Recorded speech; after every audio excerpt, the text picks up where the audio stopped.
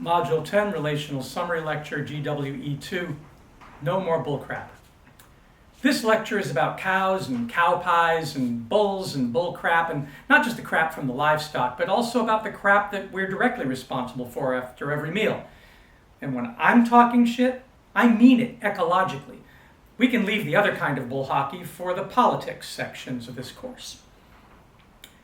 So what is it about cows that makes them such a problem?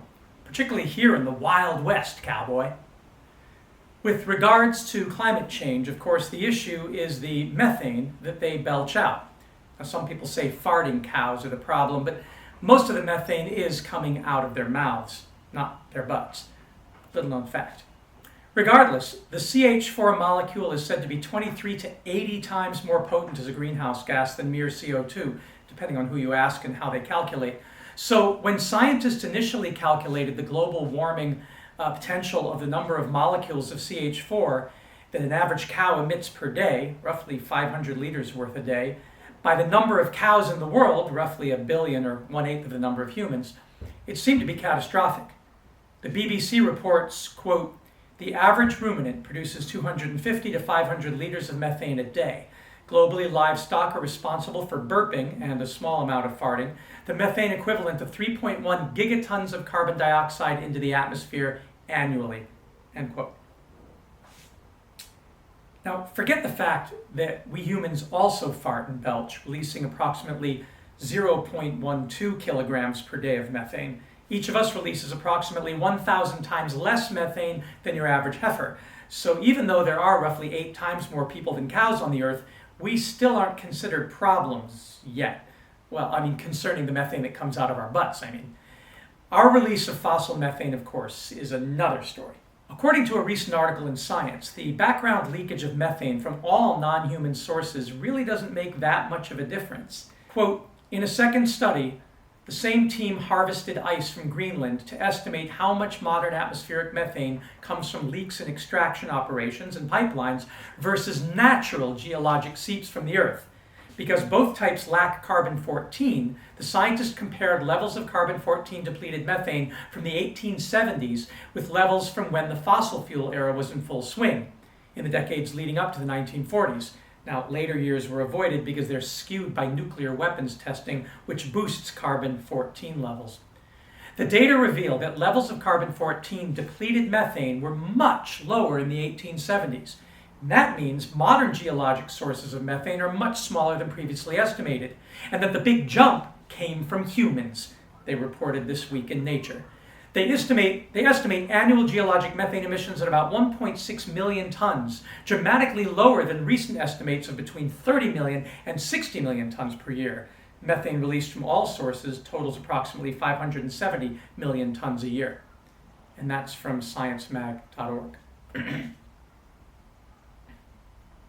The thing is, this field of climate change is very dynamic, as all sciences are.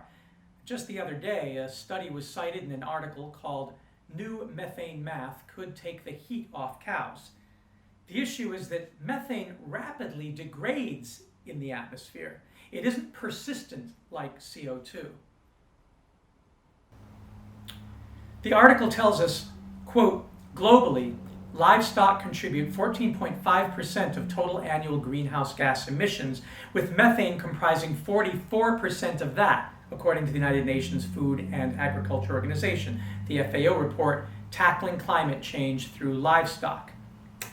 But Allen argues any discussion about methane emissions must include how it works differently in our atmosphere than the primary climate change culprit, carbon dioxide. Methane is a short-lived flow gas in our atmosphere with 28 times the warming potential of CO2, but this is only true for a short time, only 10 years, according to the UC Davis Center for Clarity and Leadership in Environmental Awareness and Research, aka CLEAR. Carbon dioxide, on the other hand, is a stock gas. It persists in the atmosphere for hundreds of thousands of years, creating a cumulative effect, Allen says. That means each ton of carbon dioxide released adds more warming than the ton before it, and so on and so on. So even though methane initially has a more significant warming effect than CO2, because because it dissipates from the atmosphere in a short time, it creates a pulse effect on global temperatures when a new additional source of methane is released, versus the cumulative effect of CO2 releases. As long as methane emissions don't increase, if, say, herd sizes stay stable, for instance, then Allen explains temperature increases caused by methane won't keep building up because the methane is oxidizing from the atmosphere as it is being added. The article doesn't talk about another way that methane is removed from the ecosystem, via the activity of abundant methanotrophic microbes. This reality was first brought to my attention when visiting the laboratory of Dr. Martin Dänicke at the University of Essen in Germany with Dr. Katie Walter Anthony, with whom I had done methane capture work in western Alaska on a National Geographic grant. Dr. Anthony is investigating how much methane is being released to our atmosphere in the Northwest as the permafrost of places like Alaska and the Arctic Circle thaw because of global warming. This could create, let's say is creating, a catastrophic feedback loop as the new methane abets the melting, which in turn releases more methane, eons of methane that was supposedly permanently trapped beneath the so-called permafrost, which is no longer either frost or permanent, as we've said. We actually went out on the frozen lakes, punched holes in the ice, and lit the lake on fire to show how much is there. So our project was to try and offset some of that release, since there's no feasible way to cover the entire permafrost or thermokarst lakes and capture that gas. Our goal is to encourage society to turn as much organic material as we can deliberately into methane that we can burn into CO2 and water vapor to create electricity and drive motors and heat water for homes and industry, and thereby offset the amount of fossil carbon we normally use to do those activities. It is an ambitious and urgent plan, so I took Katie to meet with Dr. Dänicke after we spent time touring some of Western Germany's many biodigesters that process city food waste into clean fuel and fertilizer.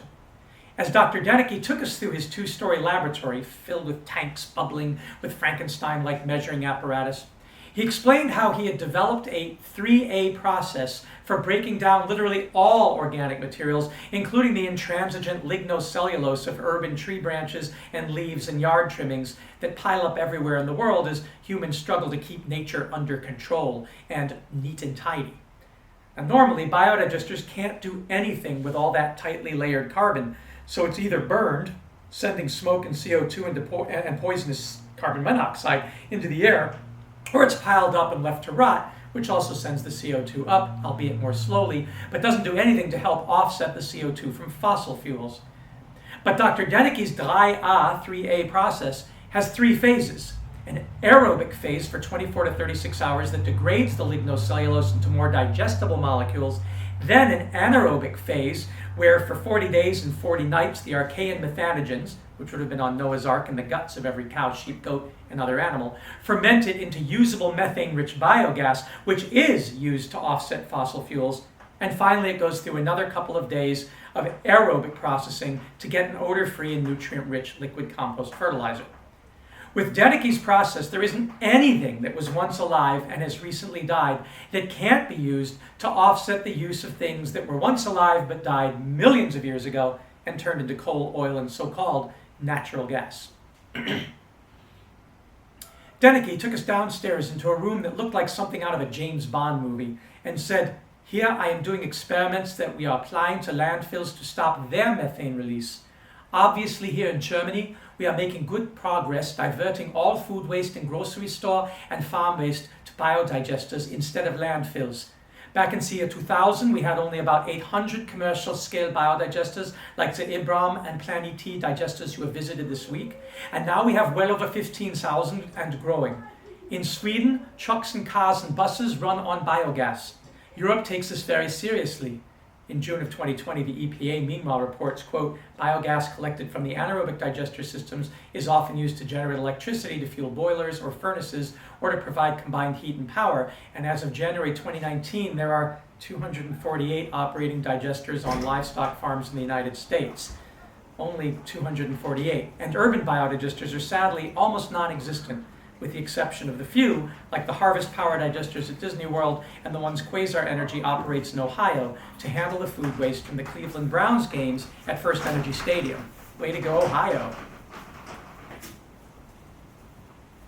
Hopefully, theme park operators like Disney and the Green Sports Alliance, a nonprofit group created by Microsoft Corporation co-founder Paul Allen's Vulcan Inc.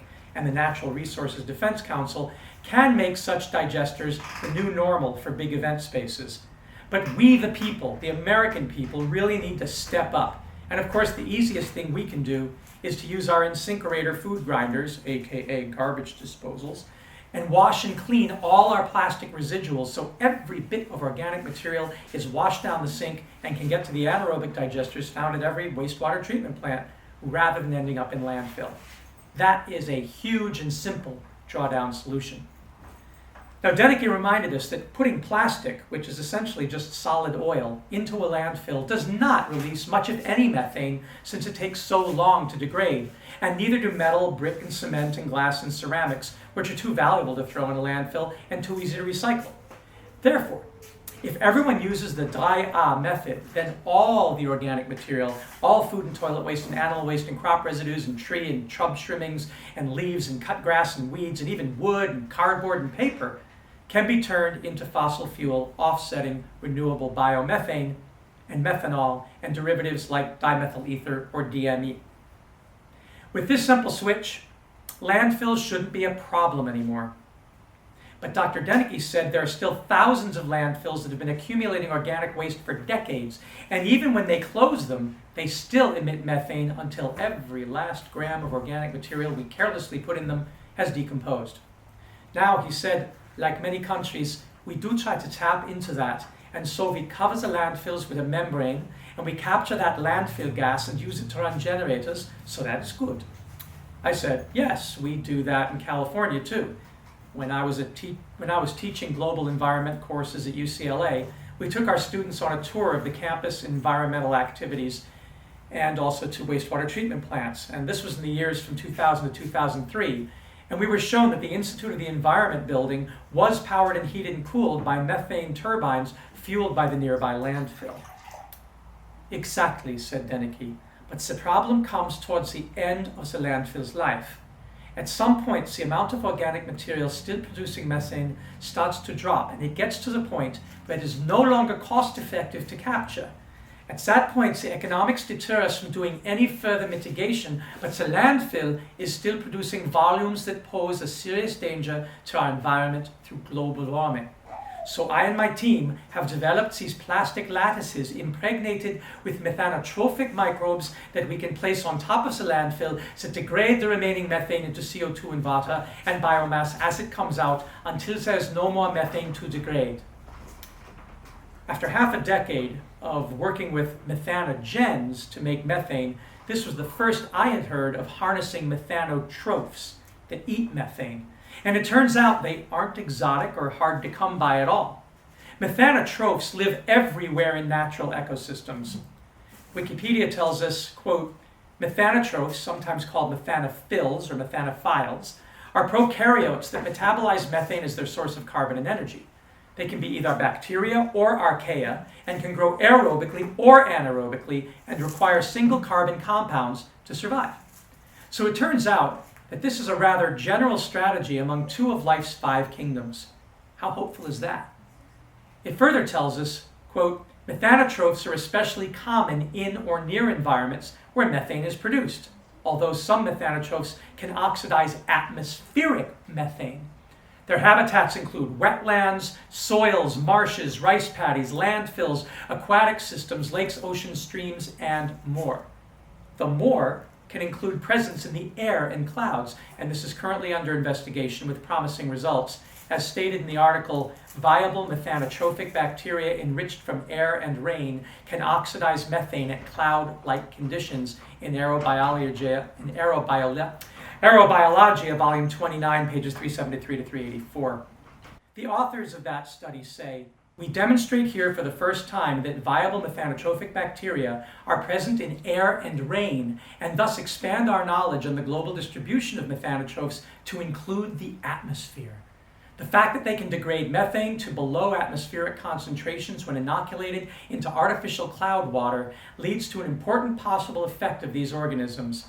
the atmosphere may not only function as a medium for microbial dissemination, but also as a site of active microbial methane turnover. So perhaps biogenic methane isn't such a worry after all. Does that mean we don't have to worry about cows at all?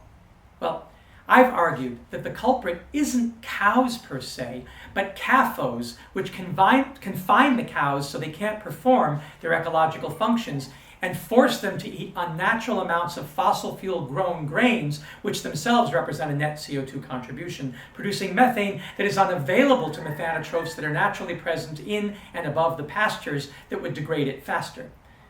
You see, the issue, as stated in the Aerobiologia research, is active microbial methane turnover. Once again, it's all about rate. As Joe Biden would say, now see, here's the deal. We have the solutions. You have 100 of them right there in black and white and living color in your Drawdown textbook and the website.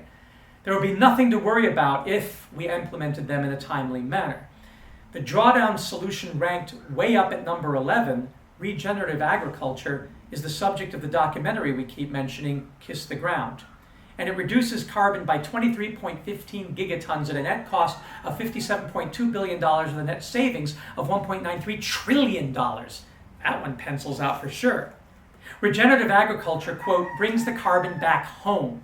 The book tells us that Professor Ratan Lal estimates that at least 50% of the carbon in the Earth's soils has been released into the atmosphere over the past centuries, approximately 80 billion tons.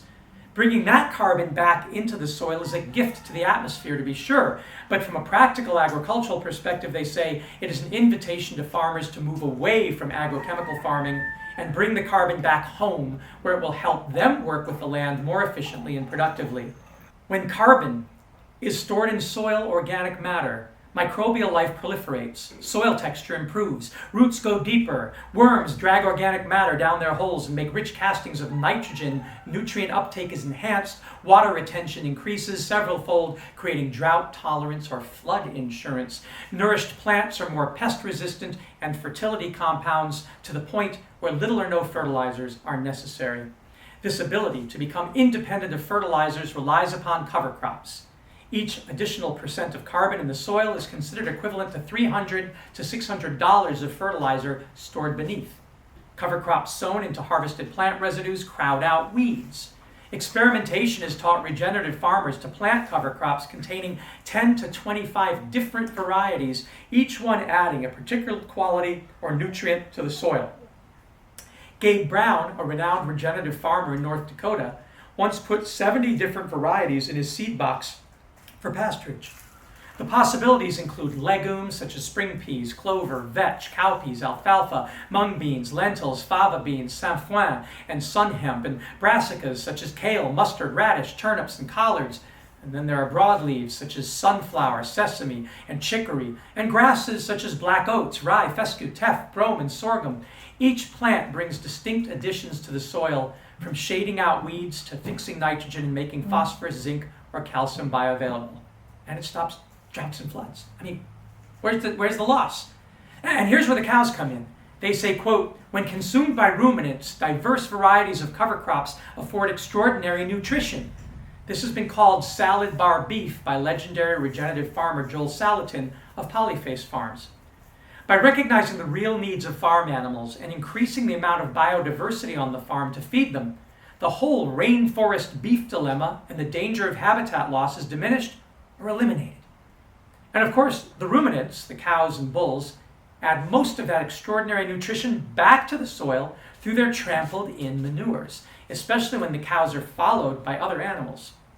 Joel Salatin doesn't just radically increase the types of plants on the land for that salad bar beef, but the types of animals as well. By releasing chickens and turkeys and ducks and geese right after the cow rotation, he ensures that they get fed for free, picking through the manure for soldier fly larvae and other maggots and scratching the nutrient-rich manure fertilizer back into the soil. It's free labor. Part of this process involves what is called managed grazing, which is drawdown solution number 19 in importance, taking up 16.34 gigatons of CO2 at a net cost of $50.5 billion with a net savings of $735.3 billion. Our text says, quote, ruminants, mammals that ferment cellulose, co-created the world's great grasslands, from the pampas in Argentina to the mammoth steppe in Siberia. Put those animals inside a fence, and it's a whole different story. Worse still, if you place cattle in feedlots and measure their impact upon the environment and climate, they rank with coal as being one of the greatest detriments to the planet.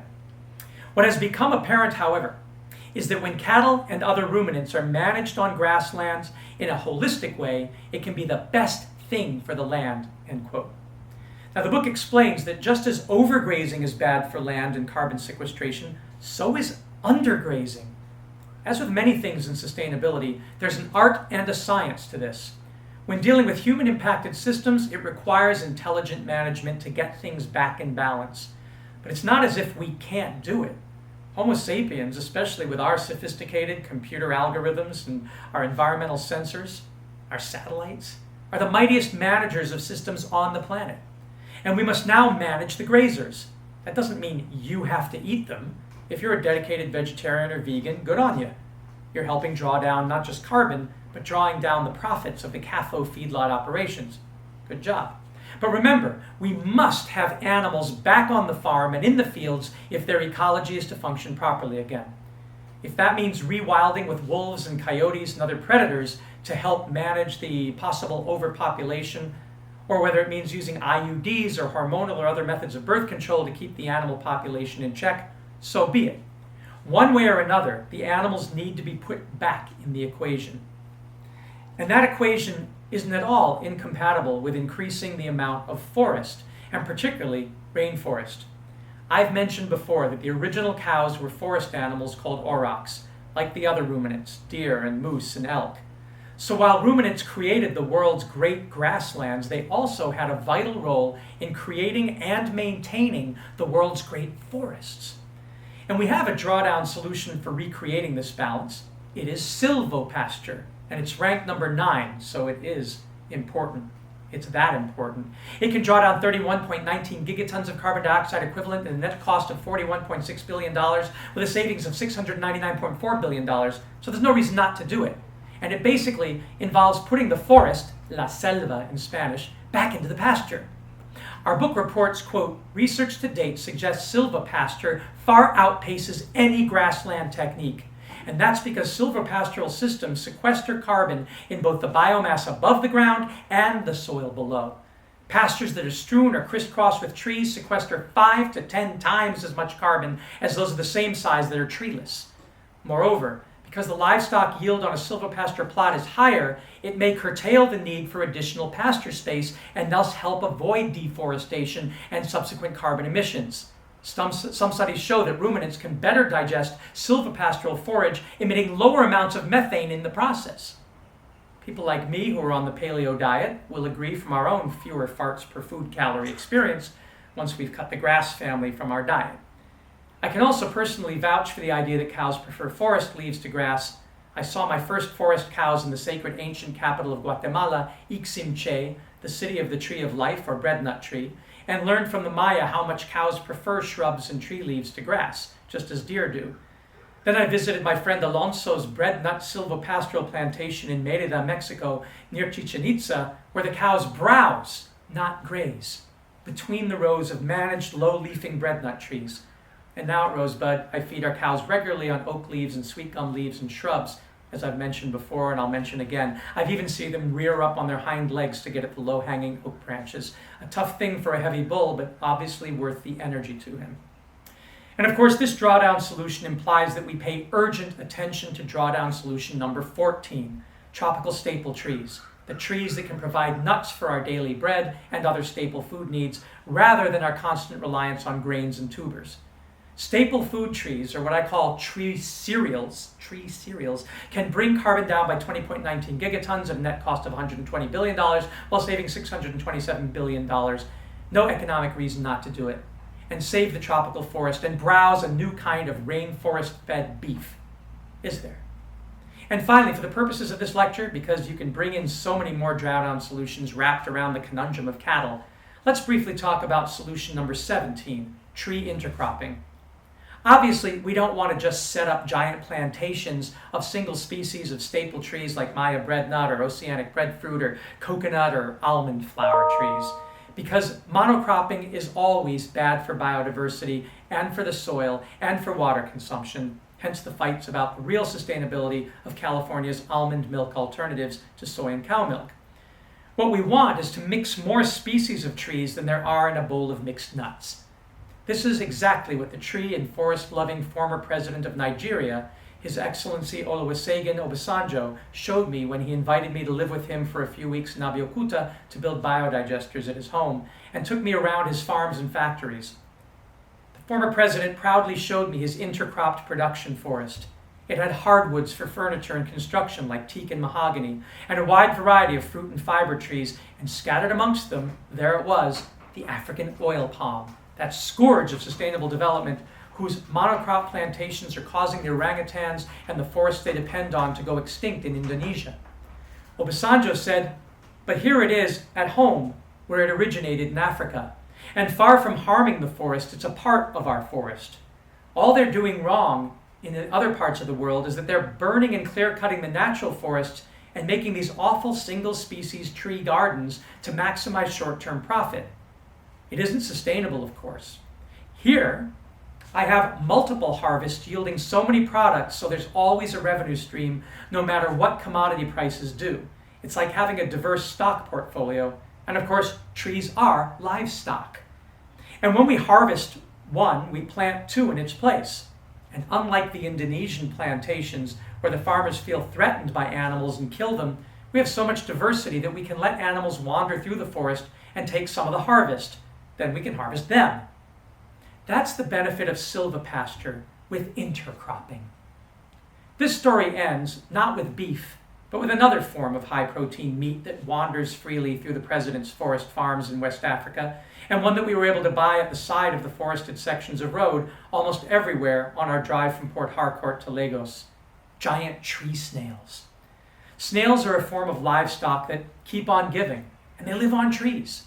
Says the BBC Business Report, quote, global demand for giant African land snails is growing. Measuring up to 25 centimeters in length and 700 grams in weight, some are kept as pets, while others are used for cosmetics and food. I guess the real question then isn't whether or not we should stop eating meat to save the climate. The question is why all these sensible and provably cost-effective profit-generating solutions for reintegrating biodiverse assemblages of plants and animals back into ecological coherence is moving at, well, you know, such a snail's pace. That's what I have a beef about, especially when we're in the midst of the Earth's sixth and most threatening extinction crisis, mainly due to deforestation, and much of it driven by the conversion of forests to pasture and soy and grains to feed animals in feedlots. Especially when all the answers are right there, and this time we can actually have our beefcake and eat it too. Now that is what I call bullcrap. How about you?